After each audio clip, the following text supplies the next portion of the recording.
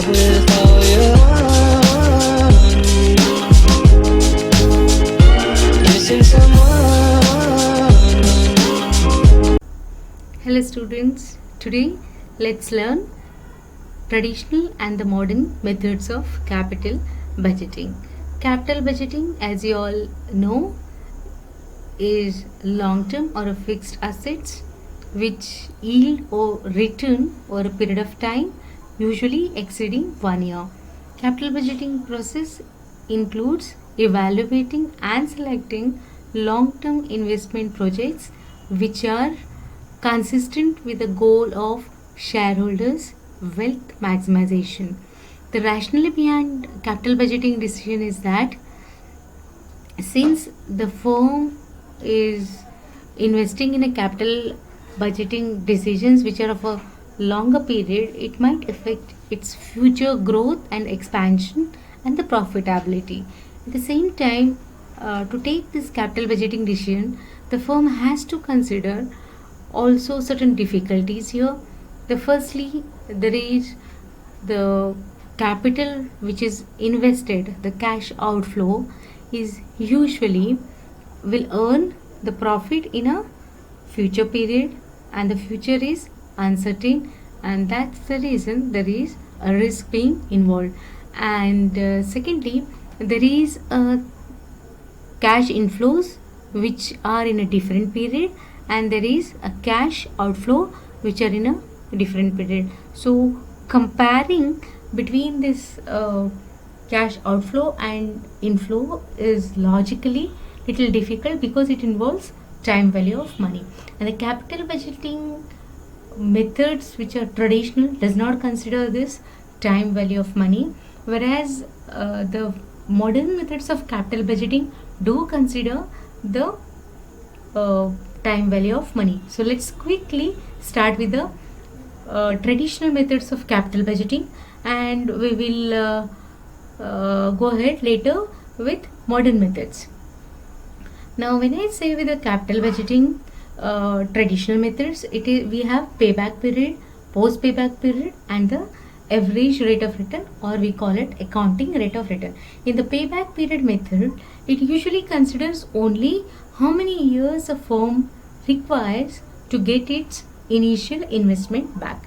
So later part of the profit is not considered in the payback period. This is the biggest drawback of payback period, and the formula used here is original cost of the project divided by the annual cash inflows.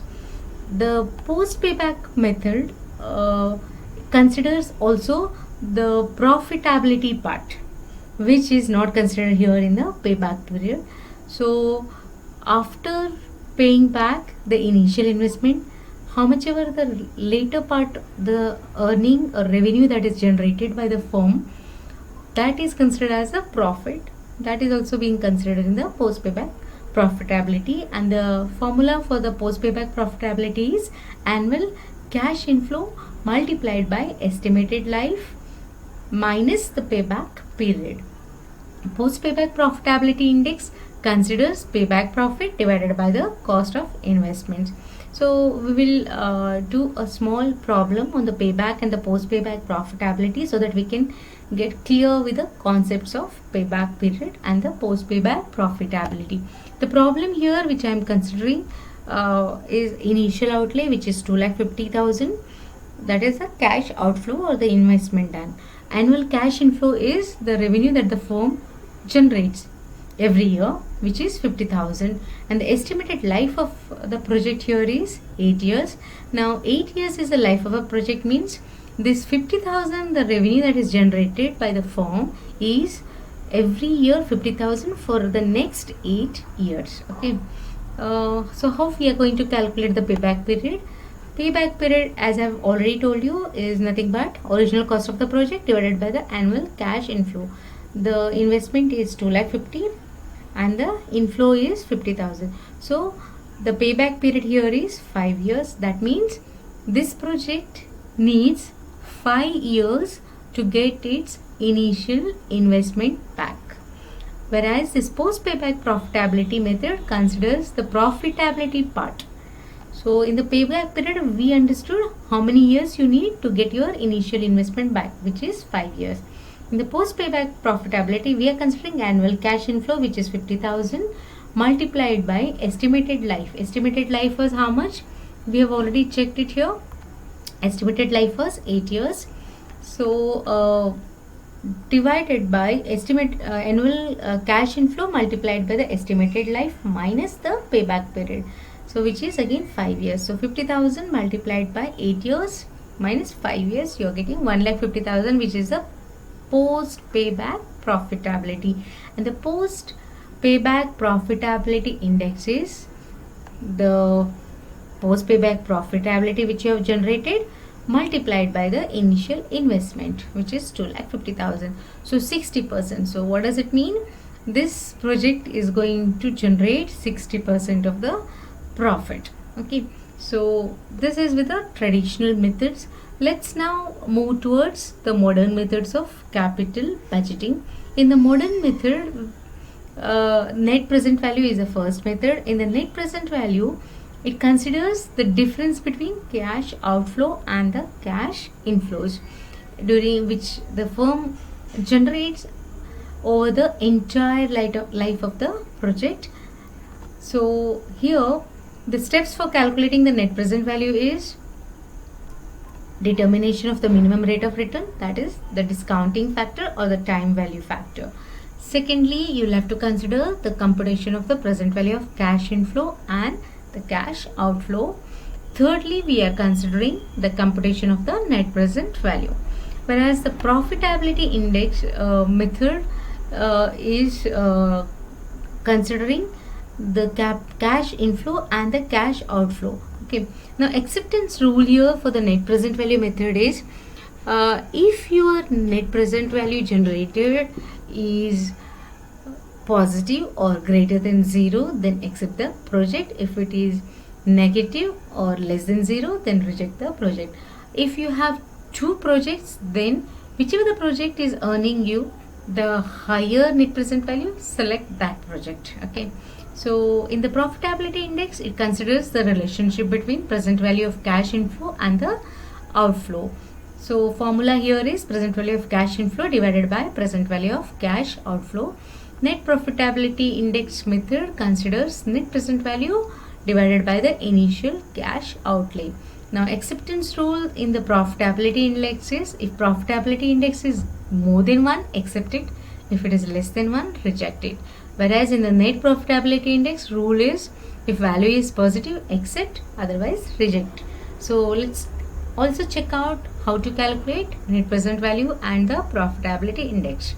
The problem here I've considered is where annual cash inflow is 2,24,000 for 3 years. That is, every year the investment of cash 50,000 outflow will generate 24,000 each for the next 3 years. The cost of fund is nothing but the time value of money, which we are considering here is 8%. At 8%, the discounting factor here is 0.926857,794. What does it mean?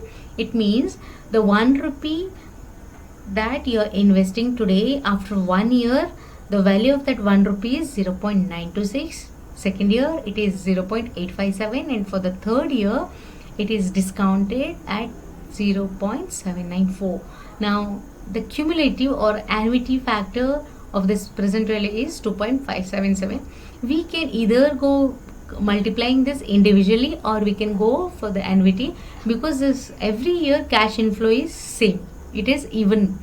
If you have different cash inflows every year, then you can take present value of rupee 1 factor. Whereas if you have every year the same cash inflow, you can consider directly the annuity factor for those many years. So let's see how we can calculate this. Now as per this method, cash inflow, as I've said, first year, second year, third year is 24,000 each.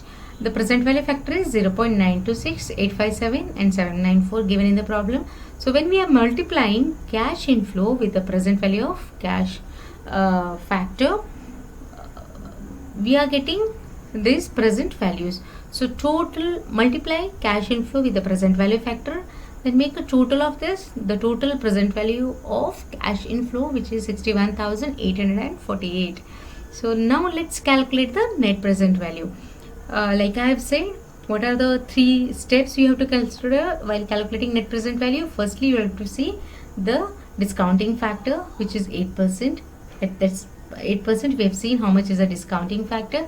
Secondly, we have calculated the net present value of cash inflow. Now we are going to check the difference between present value of cash inflow minus outflow. So cash inflow is 61,848 as it was calculated. Secondly, we are taking the cash outflow, which is 50,000. So the net present value here is 11,848. So what we are going to do? The decision here is, since your net present value is positive or it is greater than 0, we are accepting the project. So let's now see how we can calculate the present value index, profitability index. Now profitability index, as I have told you, the formula is present value of cash inflow divided by present value of cash outflow. Now inflow was how much? We have already calculated. Cash inflow is 61,848 and cash outflow is 50,000. So we will consider it here, cash inflow divided by cash outflow. So the decision here is to accept the project. Why we are accepting the project? Because anytime if your profitability index is greater than 1, see here, this is greater than 1, so you have to accept the project. Net profitability index, how we are calculating? Net present value divided by the initial cash outlay. Now in net present value we have received was 11,848 divided by the cash outflow 50,000. So net profitability index is 0.23. Now what is the acceptance rule here? The rule decision for the net profitability index is, if your project is generating positive value, then accept it. Since it is 0.23, it is a positive value, we will accept the project. So these are the traditional and the modern methods. In the next episode, I'll show you with the internal rate of return calculations as well as average rate of return calculations. Average rate of return, which is the traditional method, and the internal rate of return, which is the modern method. We'll see it in the next session. So students, your small daily significant improvements can definitely give you a better results. Keep watching, keep practicing, and see to it that you'll have a better awareness. With a better awareness, you can make a better choice, and with the better choices we can always get a greater results. Take care. Have a good day.